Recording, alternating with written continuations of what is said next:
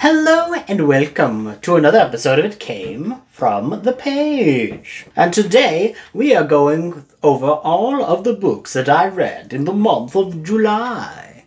July was my birthday month, and as such I only wanted to read books that I would be almost guaranteed to enjoy. So this would be a bit of an interesting month overall. I got way more done physically than I was expecting. You know, sometimes you get kind of in grooves where you're mostly listening to audiobooks, and this year I've actually been reading a lot more physically, which I think is really fun to kind of get back into that zone. You know, I've been not feeling the best the last few months, so this was probably the first month where I was feeling pretty damn good for most of the month, so I was able to actually fully embrace it and get some good old-fashioned reading done. So without further ado, let's get into it. First off is another volume in a comic book series that I've been reading, which is Door to Door, Night by Night. This is volume 2, Knocking on Heaven's Door. So this is a Cullen Bunn horror comic anthology, and it is telling a story, a through-line story, but it's like these traveling salesmen as they deal with the occult, essentially. Like, so they go to a town and there's something monster of the weekish that's inside of the town, and as such it kind of feels like an X-Files but from the perspective of door-to-door salesmen, which I just think is really kind of unique and interesting, and it has like a really good art style, and within the monster of the week it also heightens and expands upon the overall mythology of the characters, which I think is very hard to do, especially in a story of this ilk, is to both forward and do character development while also doing entertaining monster of the week. Like even X-Files back in the day, they used to separate those elements out. There was like mythology episodes, and then there was you know, the normal monster of the week, and this comic actually manages to kind of meld the two in a very interesting way. So if you haven't read it and you're a fan of horror anthologies, especially comic book ones, definitely recommend it. Next up is one that I can't believe it's taken me this long to get to. This is Zenos, which is by Dan Abnett. This is the Warhammer book that most people tell you, Warhammer 40,000, to tell you to start the universe with. This is usually what people say is, and for years and years and years, this is the starting point if you're at all interested in 40k in fiction. And it's weird that I waited this long to get to it. I read the sequel trilogy, which is the Ravener trilogy, last year, and it's just very funny for whatever reason. This one I just hadn't got to. So I actually read this one kind of a hybrid, where I read parts of it physically and then parts of it on audio. I would just say in like a weird state of mind as far as like listening to audiobooks, and I was going through a lot of brain fog, and it was weirdly enough easier to read physically. So it was just kind of a combo of the two. But I really enjoyed this. Eisenhorn is not a good dude. He is very much like an Imperial Inquisitor, which are the bastards of the Imperium. They're like the mega cops that they have no authority to bow to other than their own. But he's in this really interesting plot line to kind of like root out the forces of chaos.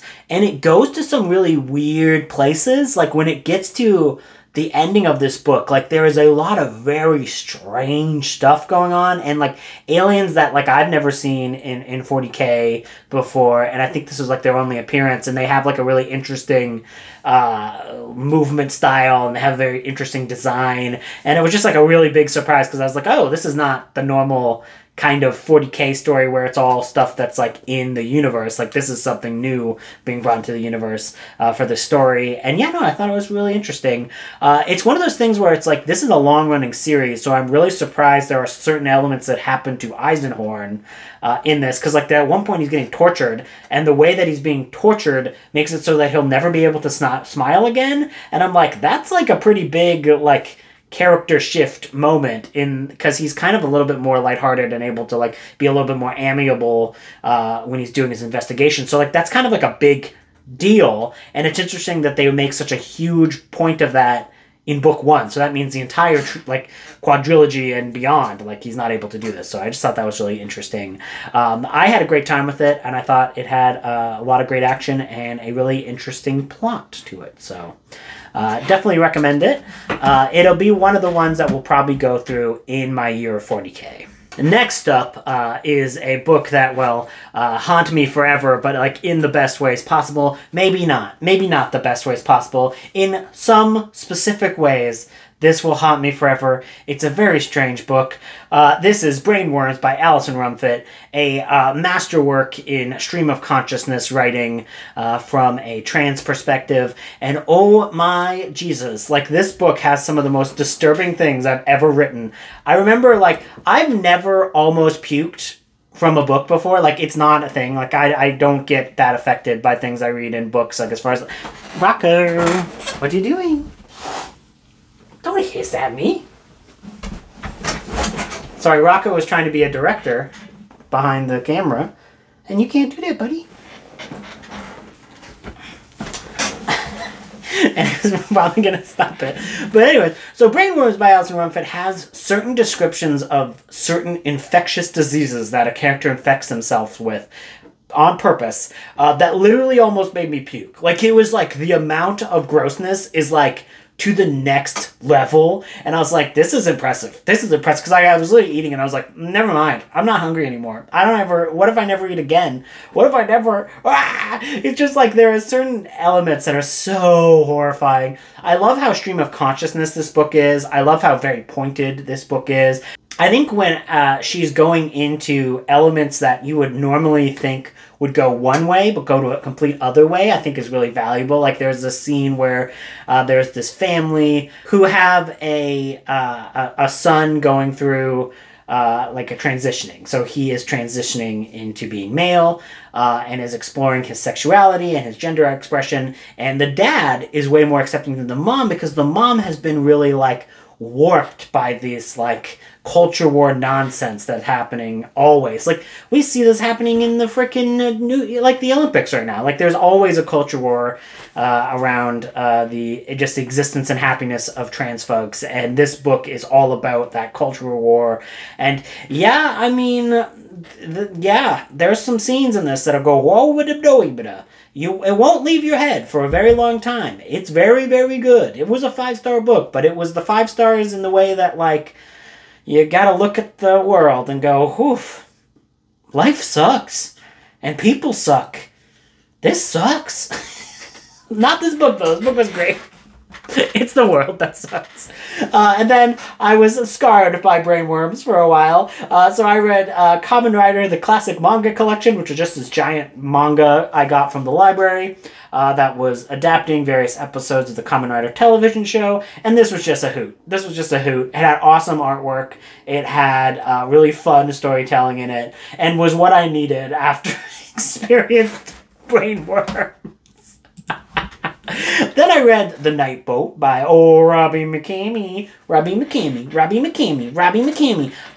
And I didn't love this book. I thought it was good. Like, I didn't think it was a bad book by any means. I thought that there was a lot of good, interesting material on display. But it is really a book told from the perspective of a white man. And, like, nearly everyone else on this island that he's on is all a person of color. And, like, a lot of that stuff doesn't feel... It doesn't feel like it works entirely because of it. And there's, like, certain plot elements that get introduced way too late in the game as well. It's basically, the plot is that there's this U-boat that goes down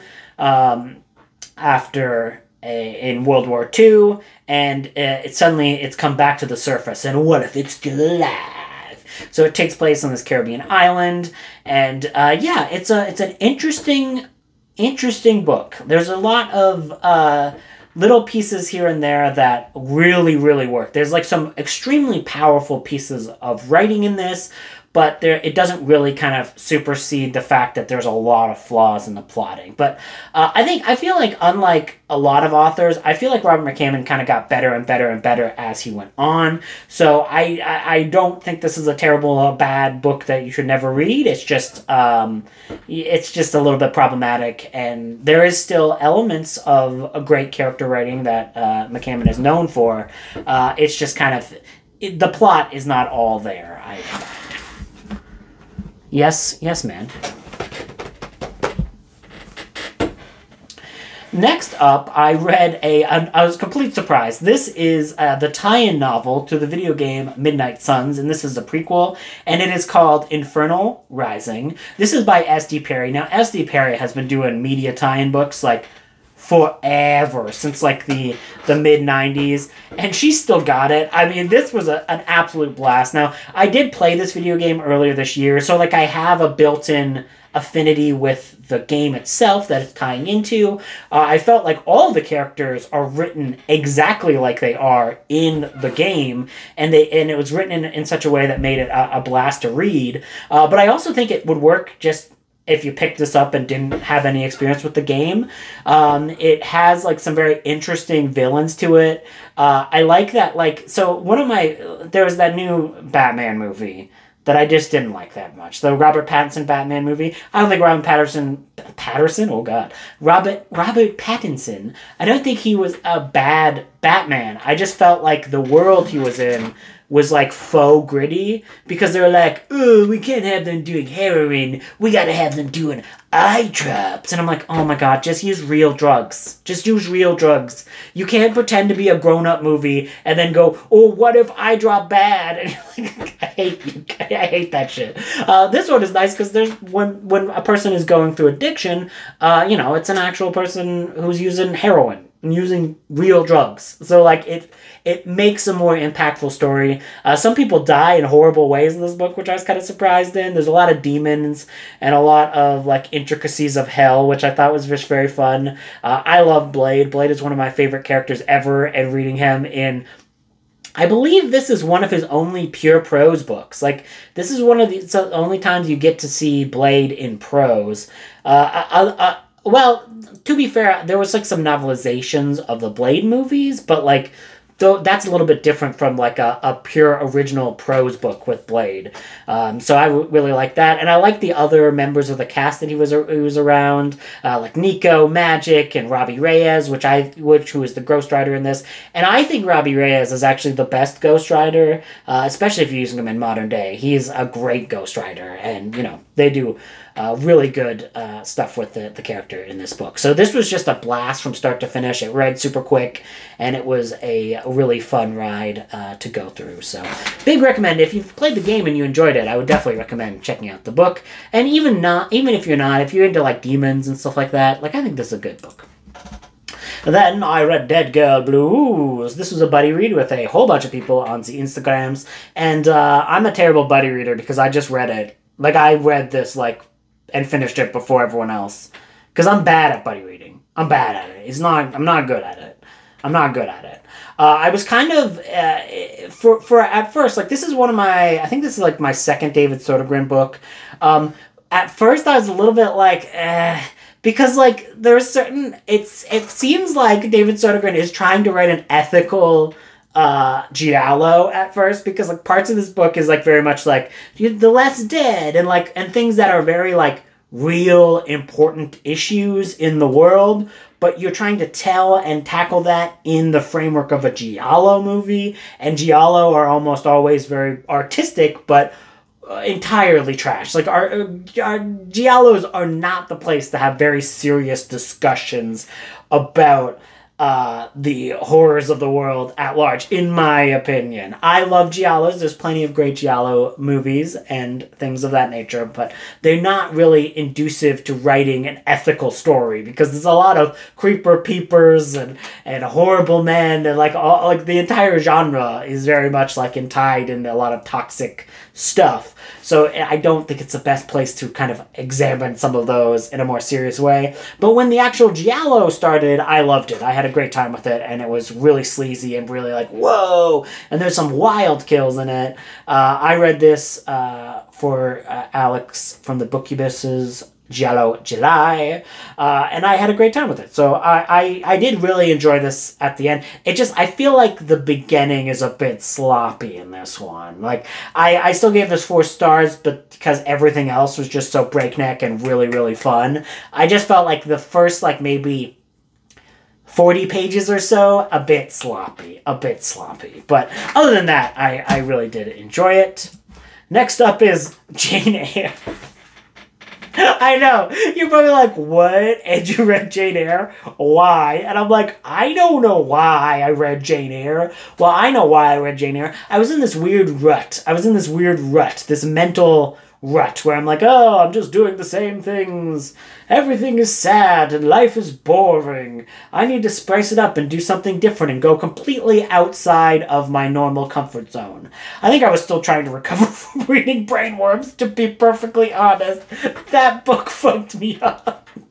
So I was like, let's go to Jane Eyre, a classic. And this was really good. I really like Jane Eyre. Wow, who would have known? The classic by Charlotte Bronte is actually really good. What? Yeah, no, Jane Eyre is great. Jane Eyre is a wonderful romance story. I like that they're both not super hot, which I thought was just entertaining. Because that's one of the things that I don't like about a lot of modern fiction. Especially like romance fiction, is that like everyone's hot all the time, and you're like, can we get to like medium people here?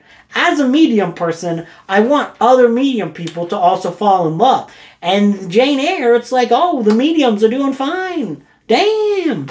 It does lose some of its charms when they finally reveal how old Jane Eyre is, and she's like 19, and like the other dude is like 40. I'm like, what? Because Jane Eyre does not read like a 19-year-old. I don't know, maybe it was different in the olden times where you had to grow up super fast, but I was like, wait, what? She's that young? Like, I was like, this girl's like 25, right? It's like, nah, she's 19. I was like, what? That's weird.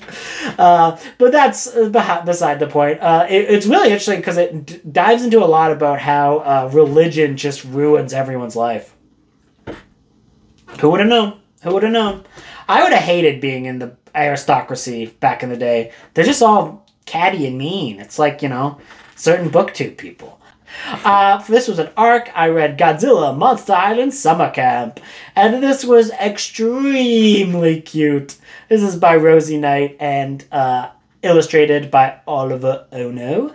And this was just amazing. This is so... If you have kids, definitely pick this comic up and read them with your kids. It's basically like these girls go to this summer camp, which I think is going to be for the arts, but it's actually a sports camp. And they are not interested in doing... Like, there's one of them who's interested in doing sports, but all the rest of them are like, no, we're here for art. What's going on? So they are kind of like separated from the camp as it's going on, and they find a portal into Monster Island where they meet Minya, who is Godzilla's son, and it's very cute. It's very cute, and they gotta help the monsters because something's going on in the Monster Island. And the artwork is so good. Like, there's so much good artwork in this that's just so charming, and I had a great time with it. And the story itself is really, really good too. It's just a fun kid story with a really great cast of characters. So if you're a Godzilla fan, you definitely should pick it up, and if you got kids, definitely. Another arc I read was The Last Shield by Cameron Johnston. This book slaps, dude. This book is coming out it comes out August 13th, and you should definitely get it. It's one of my favorite reads of the year. I absolutely loved it. It is a book that really understands disability. So basically what happens is there is this regent for the king. The king is young, and the regent is ruling this kingdom, and the regent has a female bodyguard who's like the king's guard basically, and in an assassination attempt she gets shot with an arrow that leaves her disabled. So she has a lot of difficulties with one of her legs that really constantly buckles, and she can't put a lot of weight on it, and it's her after that experience finding her way in the world again,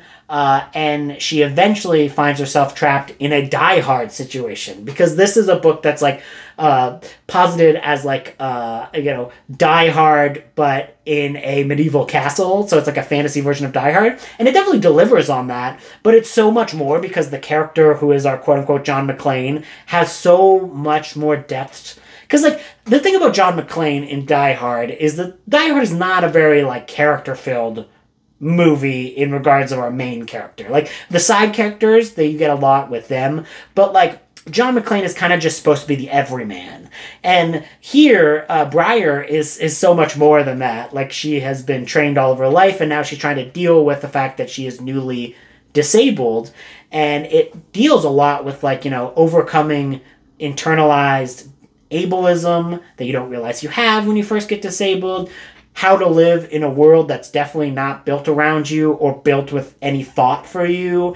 And as a disabled person, I just thought it would all, like, hit really, really well and hard. And then the action was so good. So when the Die Hard stuff gets in, it's, like, so good, too. So, like, it is rad. It is rad as heck. And you should definitely get The Last Shield. Next is one that I've had a great time with. This one seems to be one that, like, not everyone loves. But this is Greg DeLuise' How to Make a Horror Movie and Survive. And this was just fun horror. I feel like some people have gone into this and being like, oh, it's not dark, it's not spooky, there's not, like, spooky, scary scariness in it. And I'm like, that's fair, but I don't think that's what this book is going for. Like, I don't think this is supposed to be, like, a horrific book. I think this is supposed to be, like, a you have fun with a horror movie premise type book. There's this guy who is, like, known for making slasher movies, and he wants to make, like, a real, serious horror movie. And he's wanted to do it for years and years and years, and then he finds this old camera at an estate sale, and the camera is cursed. So it's basically like anyone that you love, if you film with this camera, they die. That's what it is. Like, a cursed film camera is, like, the main premise. But the thing is, this is Hollywood, and our main dude is a scumbag. So what he does is he learns how to act like he cares about people to fool the cursed camera into killing people he wants them to kill. So it's like him having to, like, build empathy and care about an individual that he's filming in such a way that the camera kills them. And I think that's just such a fun idea of him trying to, like, go and, like, utilize the filmmaking world and the idea of a cursed object, but yours to, like, turn it on its head a little bit to make it so that, like, he he's using it for his own gains. And it was great. It's amazing. It's so good. It's so good. And some of the, like, wild deaths that happen when they're filming with the camera are all very, like, Final Destination-y, and it's so much fun. And, like, the ending of this book has such a good coda to it. Like, the last line of this book is so good. It's so good. Everyone gets to come up. It's really, really fun. If you're a fan of, like, there's a lot of, like, internal stuff about Hollywood and about the filmmaking process, and I loved all of that.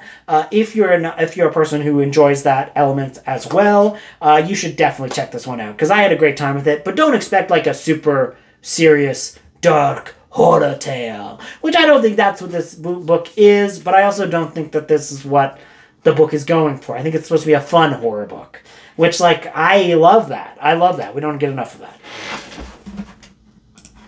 Then I read Scanlines by Todd Kesling.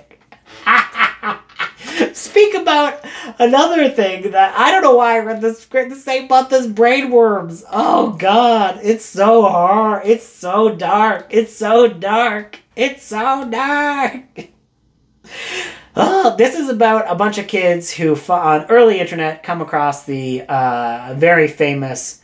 In the book, it's, like, fictionalized, but it's very much based off of a real case of a person who committed suicide during a live broadcast of a TV broadcast. So they see this when they're trying to download porn, and it completely fucks their life up. And I know the case that this is based on, and I've seen the case that it's based on.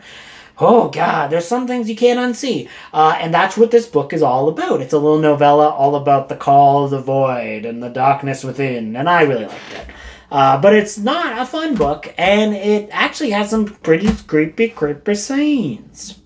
Next up, I'm going to put these both in the same little category because it's the book and its sequel. So I was diving into some Arkham horror books by Aconite, and I had the arc for Herald of Ruin. Herald of Ruin is a sequel to another book called The Ravening Deep. So I went and I listened to The Ravening Deep, and I listened to Herald of Ruin, and these are both really, really interesting books. They're all very much like they're focused in the town of Arkham. And The Ravening Deep is a really fun cosmic horror story about, like, this killer starfish. And, like, there's this guy who, like, finds this in a shipwreck, he like finds this like temple to this starfish, and basically he finds out that if he's wearing this amulet that gives him power, and if he cuts off part of his finger, it will regrow into a full other being, and it will grow back too, like as long as he has this amulet, and like it's like one of his doubles is like basically like takes over the church from him and tries to like kind of make it so that they can bring the god back to life and it can destroy everything. You know, classic Lovecraftian horror type idea. But it's fun because it's that character who's been superseded from his cult teaming up with these others to kind of like save the town, even though he's the one who kind of doomed it. And I thought that was really interesting and fun. Really great characters in this. And one of the characters, Mr. Sanford, is like the main character in the Herald of Ruin.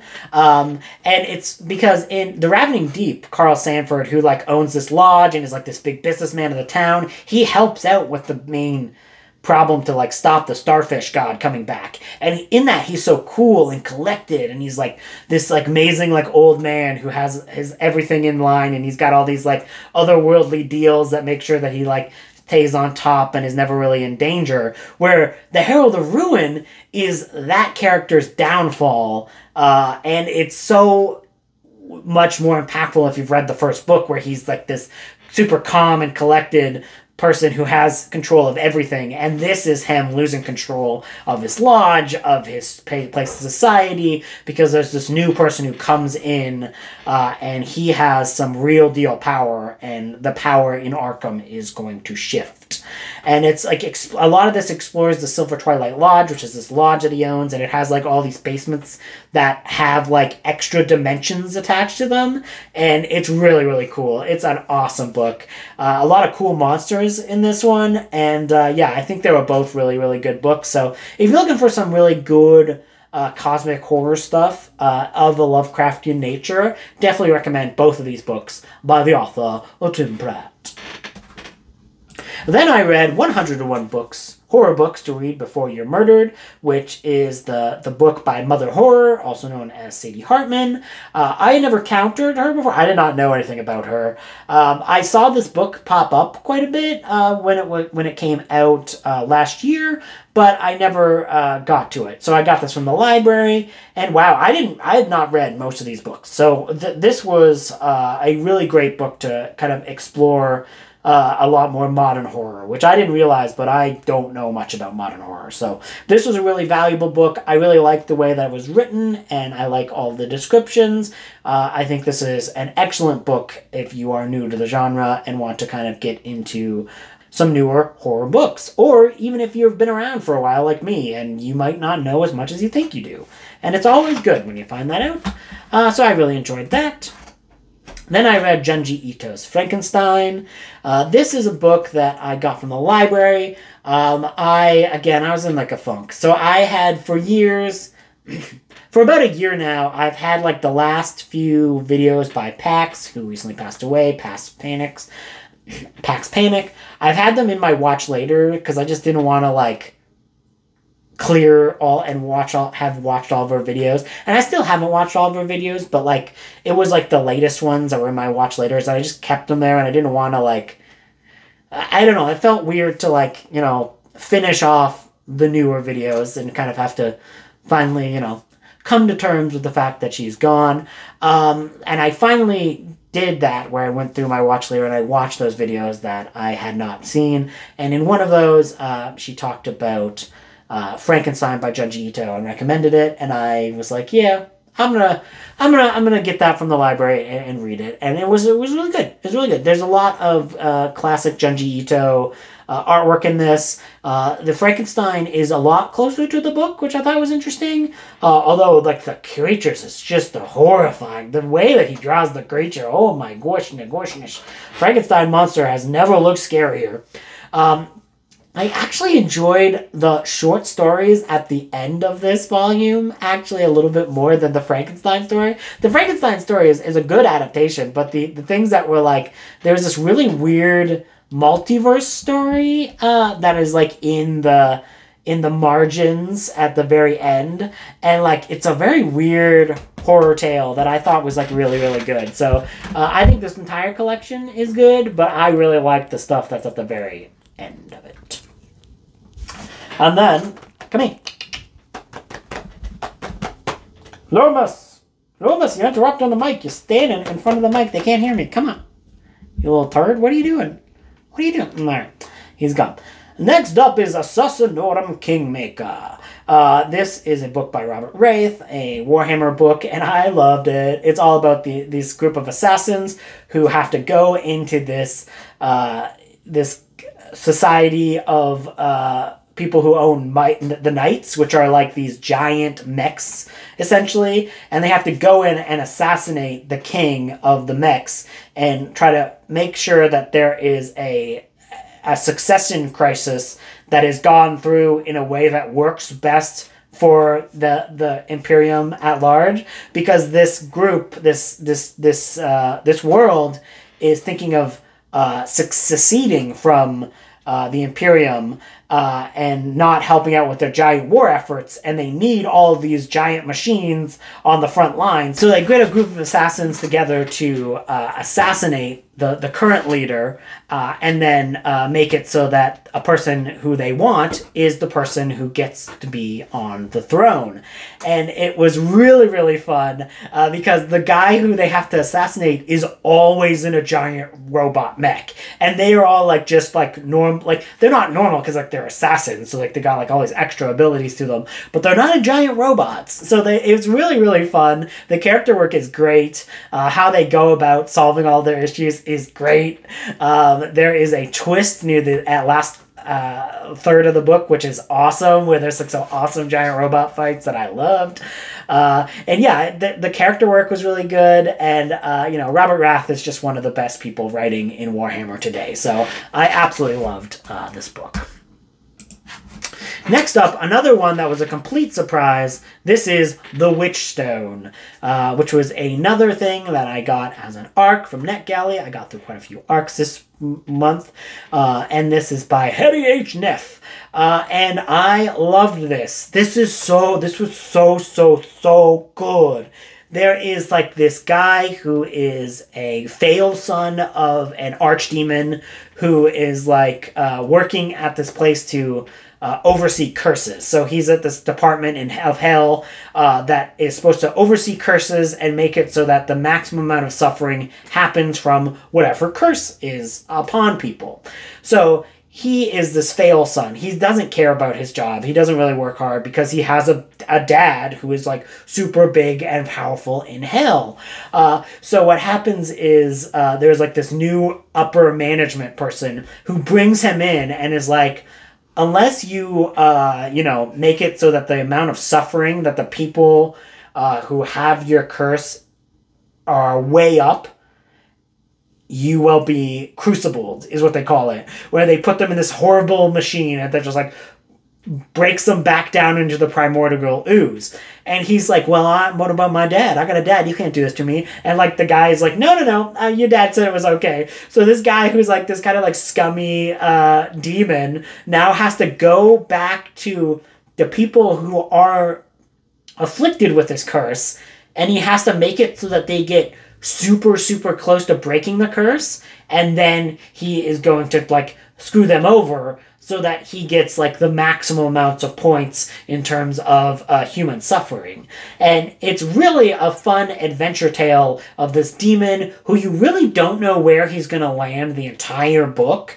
And what's really interesting is that he is a very flippant, comedic-esque character, but the people who have the curse are treated very much like this is the human cost of this, like, laissez-faire attitude that he has. And you really feel for these humans who go through this curse and their lives and how they have lived because of the sins of one of their ancestors. And it's just a really fun tale with really good characters, really heartwarming at the end, with a lot of awesome demon stuff in it. There's some cool monster battles in here too. Like it's interesting because it's a comedic, it's heartwarming. There is a little bit of horror stuff in here near the end, which I thought was really cool. And yeah, no, it was just kind of like the perfect package of a book. So one of my favorite books of the year. Absolutely a huge surprise for this. This book came out in June. Highly, highly recommend The Witchstone by Henry H. Neff. We are nearing the end. We are nearing the end. This is Spider-Man Hostile Takeover. This is another prequel novel to a video game, but this time it's the PlayStation Spider-Man video game. And I love that game from PlayStation 4. So this is a newer book. And I love that game. And this book really captures the heart and soul of that game quite well. It sets up everything very well because the game starts in media res. So like there is a point to lead up to. Then it leads up there really, really nicely. This book was a bit longer than I was expecting for a book like this, but it uses that extra length to put some really fun scenes. Like there's this awesome scene where like Spider-Man goes to like a supervillain bar and it's trivia night, and it's just really kind of charming and fun. The villains that he's fighting off to, he's like fighting off Blood Spider, who is like this character who thinks that he's the real Spider-Man, and this character is very much not well in the head, and he's got like a lot of mental illness going on, and that is treated really interestingly and really well, and you really kind of like empathize with this character, but also he's like really, really scary near the end. And yeah, it was just a big surprise. Like that was really good character writing. This is really all about Spider-Man versus the Kingpin of crime, trying to take him down after he comes back into the town. And yeah, no, it was great. The character writing, mwah, a lot of it was character writing. There's a lot of inter-character work done in this that I thought was really, really well done. And yeah, this was just a blast to read from start to finish. The next stuff, I'm going to go super quick because these were all things that I would have talked about in the vlog that I just released. So the Verdant Patches, which is the first book in the Dark Sun series. I don't know if this is the very first Dark Sun book that was produced, but it's the first in a 5-part book series. This was really good. A very grimdark, Mad Mask-esque look at the Dungeons & Dragons universe. Then I read Starhawks Volume 1, which is a book that is not great. It's not great. It's not a great comic book. And it has really cool artwork by Gil Kane, but mostly it's just kind of a meh in terms of writing. So cool art, but a meh book overall. Then there was the fighting fantasy book, Robot Commando, which rocked and was super, super fun. If you don't know what fighting fantasy is, it's basically like an RPG that you play through a book. So you have like choose your own adventure styles things, but eventually you come across combat where you have to like roll dice to see if you beat whatever villain creature you come up with. This is all about a guy who's trying to get some robots in to save his country. So it was really fun and really good. And last but certainly not least, another 5-star book was Alien Civil War, which is by Brendan Deenan, and that is the latest tie-in book to the Alien franchise, and it was really, really good. It's set after Alien Resurrection and is really focused on exploring a world where both sides of a conflict are kind of humanized and feel real, but they're also very much painted as being wrong in a lot of ways. It's kind of about the pointlessness of war. And it is a book about this guy and his kids who are stuck in the middle of this situation. The aliens are used very sparse, but when they are used, they're used to extremely powerful, scary degrees. So they do a very good job at putting the aliens kind of in the background of this conflict. All the character work and all the character writing is really, really good, and I had a great time with it. So yeah, overall, what a good month. What a good month. I loved it. I had a lot more physical reading than I thought. And yeah, just a good time overall. What did you read in July? Hope you have a good day.